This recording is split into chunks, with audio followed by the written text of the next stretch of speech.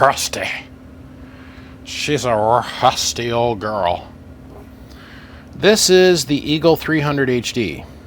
This is an awesome little amp. My friend Hugh had one of these when I was a kid, and I thought it was the most kick-ass thing ever. He had the Eagle 450, and the only difference between the 300 and the 450 is the transistors. This thing's got Toshiba 2290s in it, legit Toshiba 2290s. And the case is in pretty rough condition. I'm not gonna lie, this is really rough, but here at the house at BBI, we have the technology to fix this. It's called Scotch-Brite, elbow grease, and a little bit of love. So we're gonna take care of the tin. Let's take a look on the inside. Like I said, this thing has got some rust to it, but we're gonna mitigate the rust up here in the corner. And we're gonna get this all cleaned up. Power wires on it, positive distribution upgrade, all that kind of stuff. We're gonna do all of that. And we're gonna make this little girl just sing. I'll probably even go and I'll put a fan or two on the bottom of this thing to help it have a prayer of living. This is actually a really good hunk of heat sink underneath two really good transistors. That's the reason we're gonna put so much energy into it. But at the end of the day, it's just a little 2-pill, baby. It's just a little 2-pill. So, letting go of the fact that we're gonna slide the tip up in her, we're gonna make it talk. I always thought a fuse at the amplifier was the most pointless thing on the face of the earth. Okay? If you're going to put a fuse in your system, you do it all the way up to the battery with the shortest jumper possible from the battery. You don't do it back here at the amplifier. That's just my opinion, of course. And you know, opinions are like a-holes. Everybody's got one. But for safety's sake, people like to put fuses in shit. You will notice a significant increase in output power if we bypass the fuse completely. So we'll probably do a fuse delete on this, which will allow us to get rid of this giant encroded fuse holder on the inside of this thing. So there'll probably be a plastic plug in here. Yeah, let me pull the power wires out of the fuse holder out of it. Let's get it cleaned up a little bit, and then we'll be back. Okay, so we got the power wires out of this, you guys. Now, I had a post that came up in my group the other day, as in like yesterday, and in that post, a guy wanted to know what was the best thing to clean the dirt and muck off his board. And I said Windex and isopropyl alcohol, 91%. That's what this is. I immediately, after putting that post up, the guy got up there and goes, "It rubbed all the paint off the top of my beautiful Toshibas." Well, okay, I've done hundreds, nay, even thousands of amplifiers where I've cleaned them with acetone, which is a much more aggressive alcohol than isopropic. Okay, and unless the transistor is brand new or it's a fake Toshiba, I've never had the paint come off the top. I've had it fade a little bit, but that also happens with heat exposure. So in here is two old 2290 Toshibas. Now we're gonna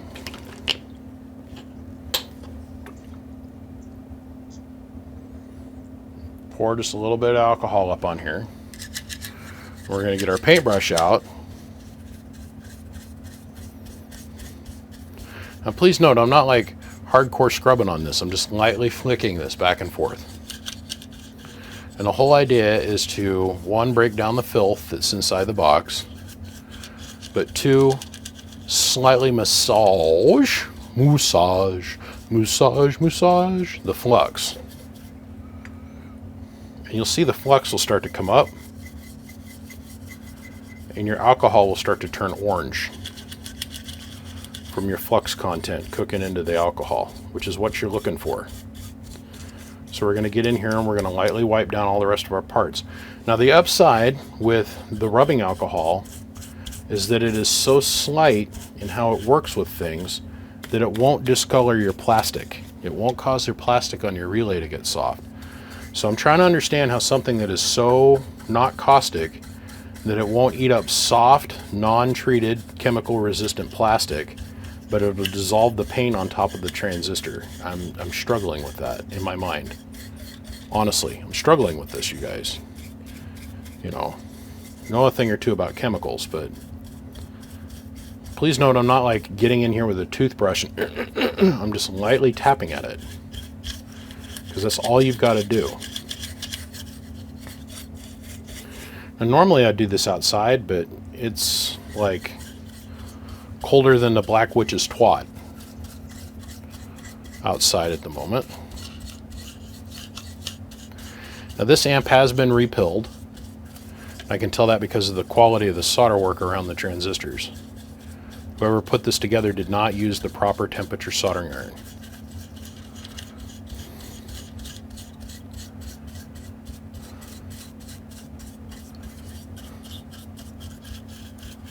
Now, one of the guys that came up and said that the paint came off the top of his transistors was a good customer of mine and a friend. This is somebody that has come to my shop.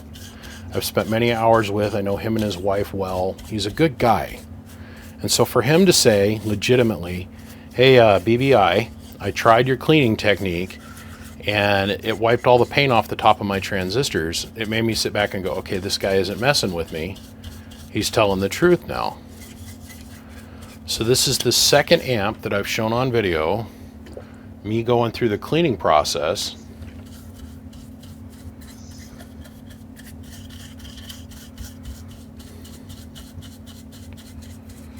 A little bit of really hard flux right up here around the transistor, so we'll just get in here and just kind of, like a dentist or a dental hygienist, oh, rub the boobie on my face. Rub it on my face.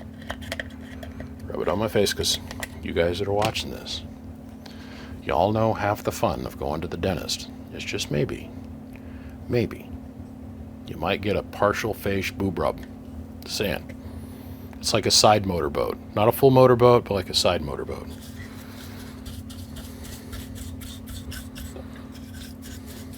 And for you women that are out there, yes, us childish men, we actually think at that level at some point or another in our lives.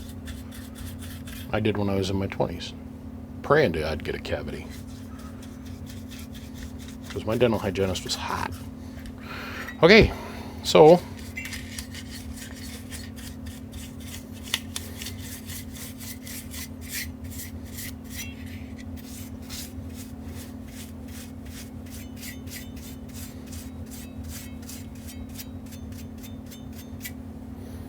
didn't even rub the paint off the face of the amp. Although I'm sure it could. I can see a little tiny bit of whiting coming off.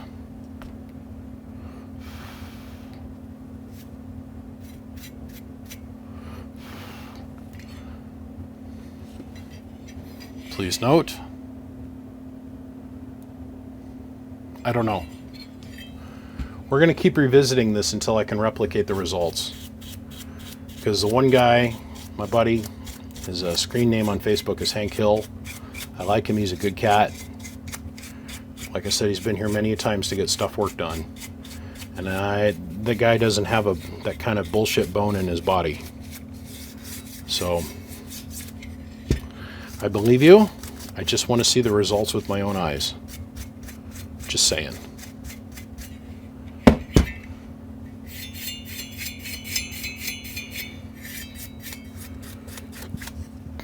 Okay. Shiny. Whoa. Pretty. Yes, she is. And we didn't even get a little side boob rub out of it. Maybe next time, old girl. Maybe next time. Howdy ho, neighbors. I gotta tell you, this thing sucks. I scotch brighted and wire brushed and scotch brighted and wire brushed some more and had to scotch bright and wire brush some more and scotch bright and then wire brush some more and then more scotch bright. But we've got this tin pretty well cleaned up. We got all the major rust taken off of it for the most part. There's still some really deep pitting, but there's nothing I can do about that. Short of maybe whipping out the Bondo and skinning it, and I'm not doing that. I might use some filler, primer filler, to smooth those rivets out, those little bit divots, but we're gonna shoot this with some gray. Oh, I gotta clean up this edge. Clean up that inside edge a little bit. We'll shoot this with gray or green primer epoxy so we can seal the steel so it doesn't do this in the future. But Let me go over, I gotta clean this edge up. That's all still gross. Well, we got ourselves a nice piece of green here epoxy, 2-part sprayed on epoxy primer. We're gonna let this dry up the rest of the way. You can see with the shiny dab spots, this isn't quite all dry, but we're just gonna shoot her down with some nice old Rust-Oleum Painter's Touch 2X Ultra Color paint primer combo, also bonds to plastic paint. Oh Mary, oh Mary. So if we sit here, guys, and we take a quick look at the inside of this thing, let me get my educated pointing tool here, and we'll slip shut to manual, bring our brightness up a little bit. So there's one major design flaw with these transistors. This is your ground hookup, and this is your ground hookup.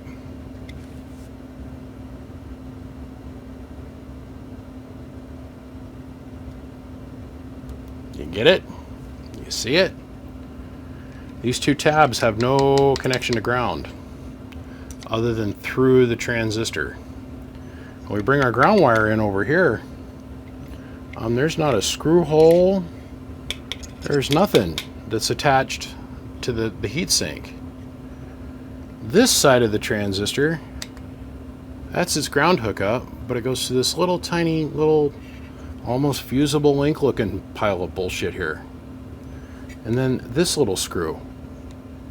But there's nothing over here that allows it to attach to ground.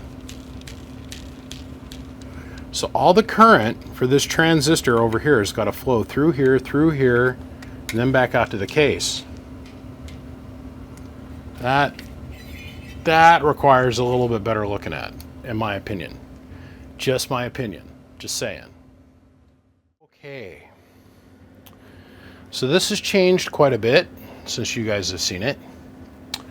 We went ahead and did Teflon wire across from this main trace. So remember how we were talking about how the ground's got to go through both the two transistors to run, and how that's not really safe.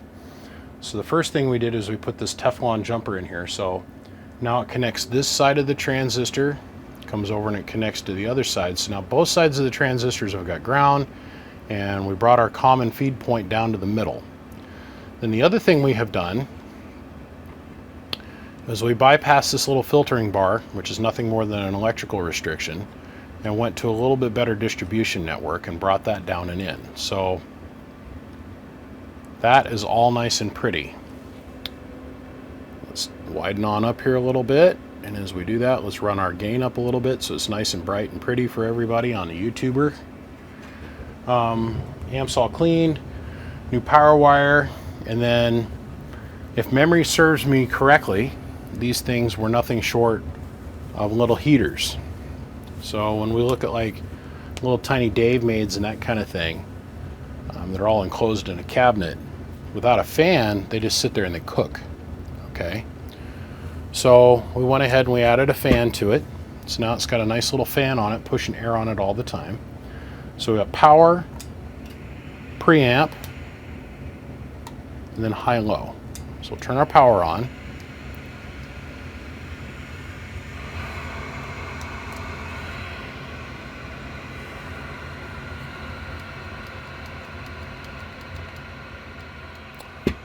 Let me get back to you. I thought I had all the bugs worked out. I hate this amp. Let me give you some backstory here. Let me fill you in. So the last video segment that you guys saw, I was dicking around with the preamp to see if I could get that to work. I should have just quit. This is one of the Mr. V projects. I should have just thrown this thing in the trash, pulled the transistors out and thrown it in the trash. The Toshiba's in here, and I have a guy that's really interested in buying this, but we're completely upside down in it now. Just like the last couple that we've done for the Mr. V project, we're completely upside down in them. It's cost more to get them repaired than what we're actually able to sell them for. And I knew that this would happen with several of these amps because, well, I wasn't in charge of buying them, and I know that he's got more money into them than what they're worth. It's a shame, really. So thank God my buddy Zane over at Big Rig Radio happened to have one of these sitting there in his shop, and that I asked him if he'd be willing to be kind enough to open up the tin and let us take pictures of it. So I was able to look at that tin and go, or look in there and see the pictures of the amp and go, okay. And we figured out that there was an extra diode over here on the preamp circuit coming off the board back here. Oh, I can't lose any of these spacers, damn it. I have to glue that back down in there again.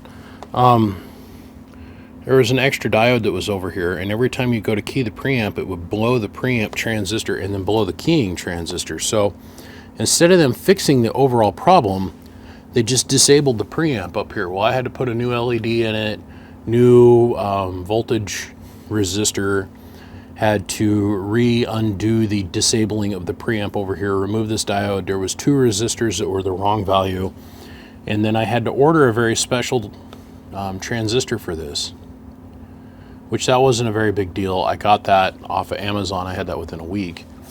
So I dropped the transistor in here and I get the whole thing running again. And I thought, whoa, yay, whoopoo, I got preamp. Well, yeah, I had preamp, but the next problem that presented itself is this preamp is so screwed up, this relay is so messed up that it's permanently locked in preamp mode. So I can't talk through the amplifier.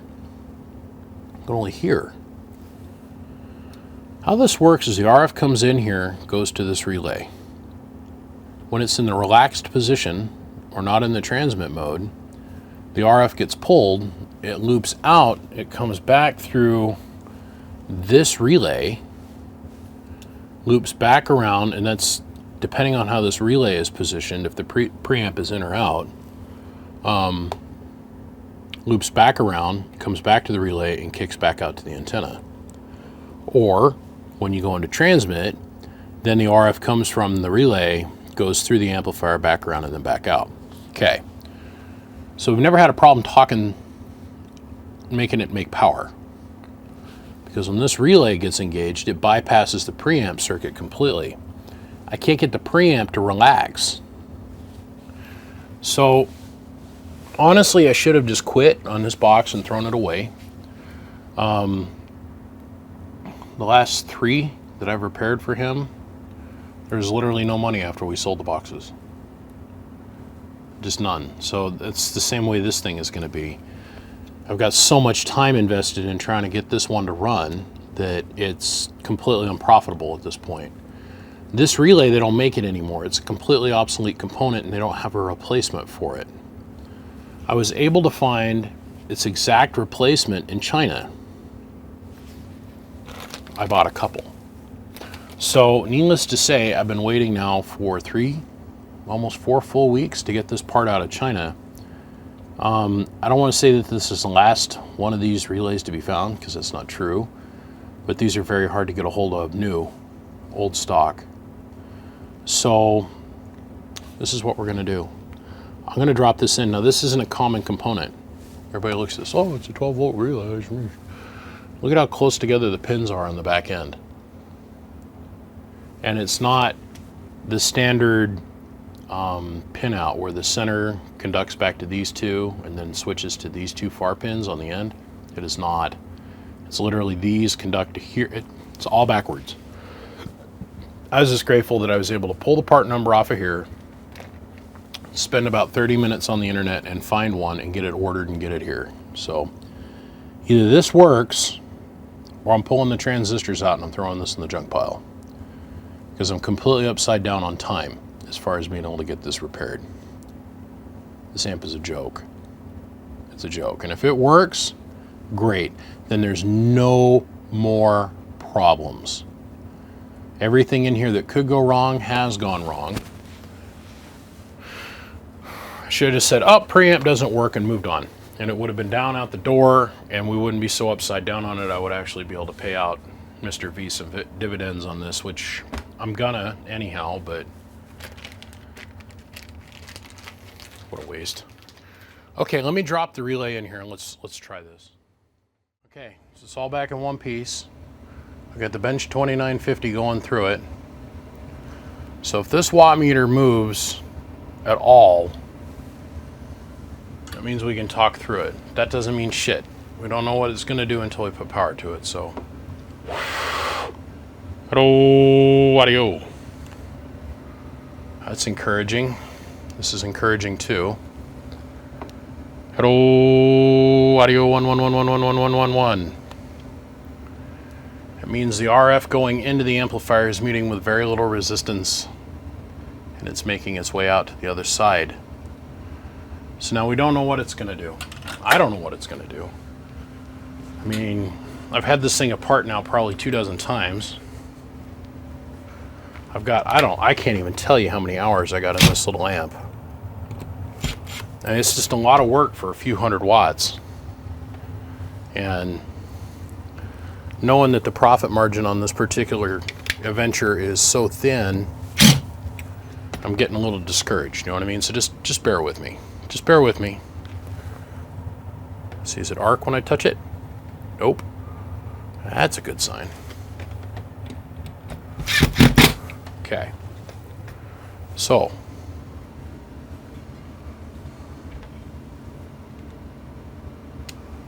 We talked through it.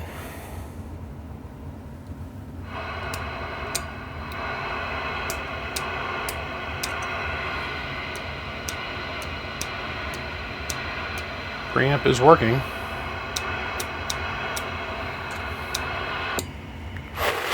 Shut up. Hello, audio.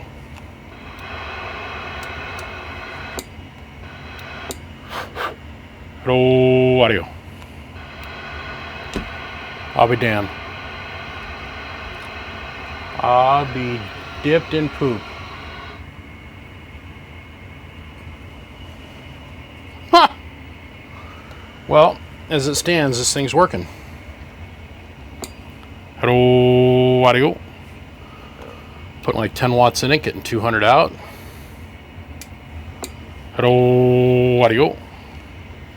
Hello, 1 2 1 2. And the reason this is all taking so long to unload is that it's automatic sideband.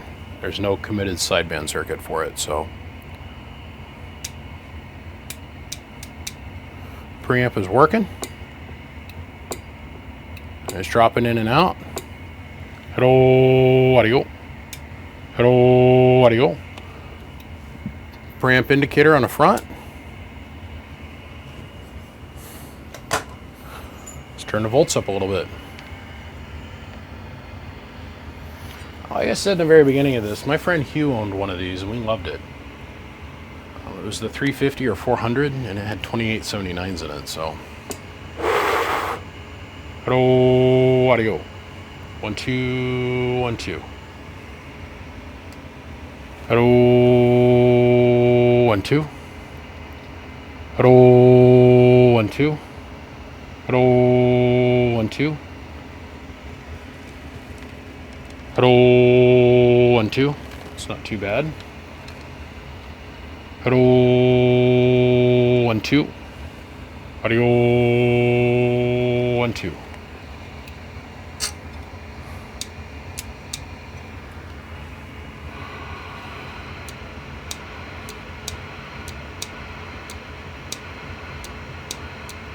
Very slight, but it is working.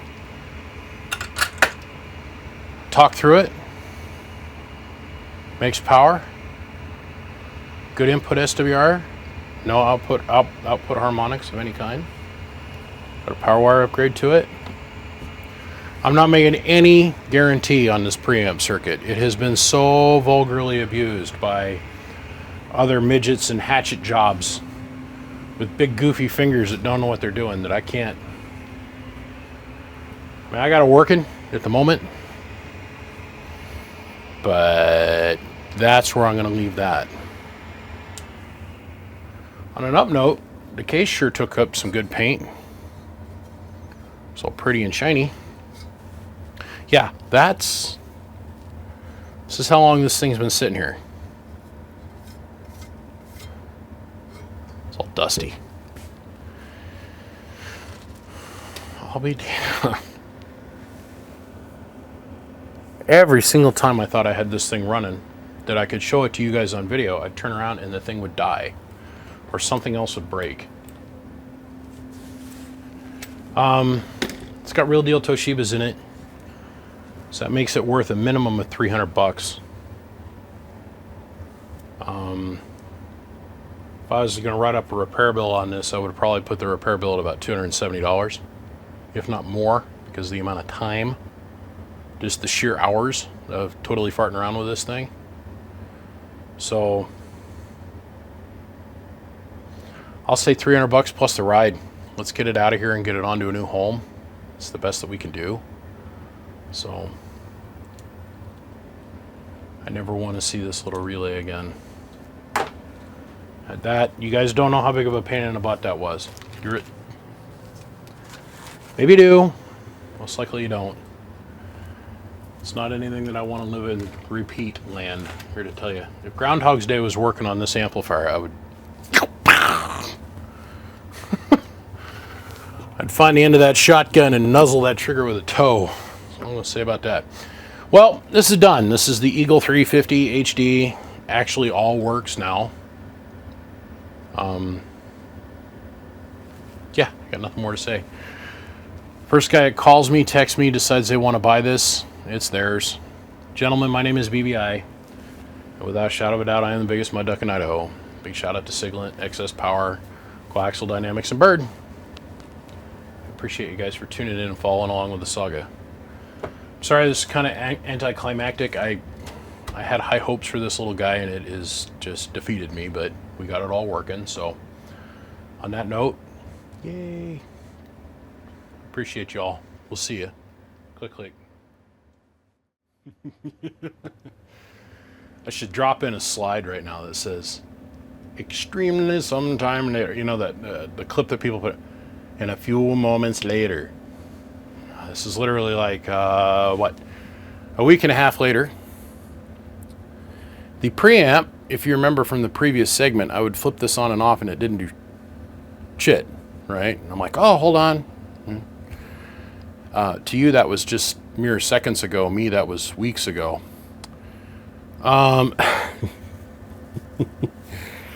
So here we are.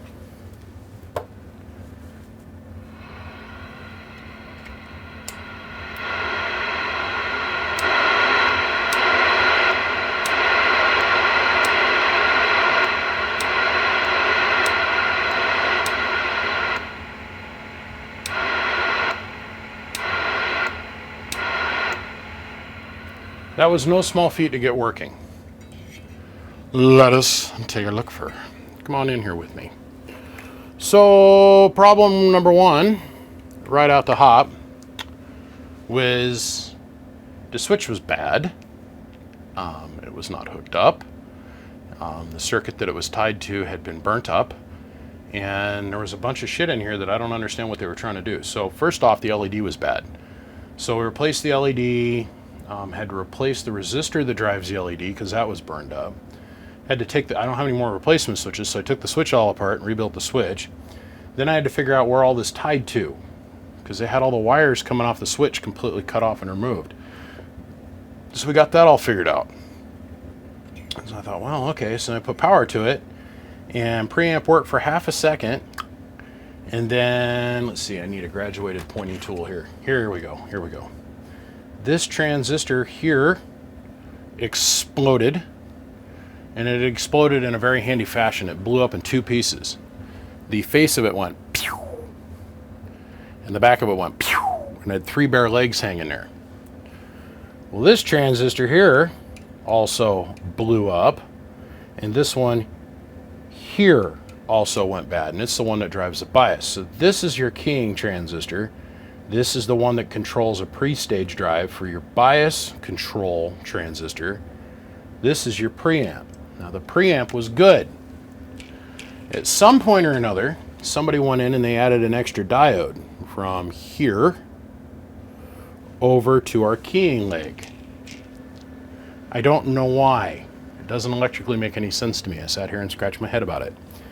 These use an NPN 4401 transistor. The 4401 is really close to a 2222, NPN 2N2222. The 2N40, or or 4401 transistor that's in here. It's also an NPN. It's got the emitter base collector. They're all the same pinout on the 3 legs that come off the bottom of the transistor. They have different operating principles, though, how they actually do their job. So I could have put a 2N222 transistor technically in this spot, but not these other two. So I found this out the hard way. I went in and put a 2N222 transistor in there and proceeded to bring the preamp online, and before I could even key it, it pop blew the transistor again. I went, wait a minute. Something else is dramatically wrong here. So then I went and I pulled the other transistors that were up the chain from it and found out that these other 2 transistors were also popped. So I didn't have any 4401s, so I had to order them. And in that process, I was talking with my friend Zane at Big Rig Radio, and he goes, no, wait a minute. I think I got one of those amplifiers sitting over here. And what he had is the Palomar 300 version of this. Same exact amplifier. I mean, down to the way everything was wired. And I went, okay, cool. Now, what I couldn't make any sense to me is that this is a negatively keyed amplifier, NPN. Okay, negative, positive, negative. Means you put a little bit of negative signal to it, or a little bit of positive signal to it, and the transistor switches a negative signal source, a ground signal source. Why they had coming off the positive rail over here on the preamp relay a diode that had its anode facing towards the ground lead for the keying circuit. What that happens is it caused a feedback loop and it kept popping this transistor. I don't know why somebody added that. I don't know. It doesn't make any sense to me. I removed the diode, replaced the 3 transistors, replaced the LED, hooked a whole circuit back up, replaced the wires up on the front for the on-off switch. Now we have preamp. It took a little while to get the parts, is the problem. That's the downside of living out here in BFE, in Idaho, and well, pretty much anywhere in the United States, is that you can't just go drive to a local electronics shop and go buy whatever it is that you need. You have to rely on the internet and the postal service and whatnot. I would have gone to our local electronics scrapper joint, but man, they probably had some 4401s in there someplace. To me, it was more profitable to not worry about going down there and spending 5 hours looking for this one little part versus paying the $15 and waiting a week or so for it to be delivered. Cost benefit analysis. Okay, let's do this. I want to get this thing done. Hello, 1 2 1 2. Hello, 1 2.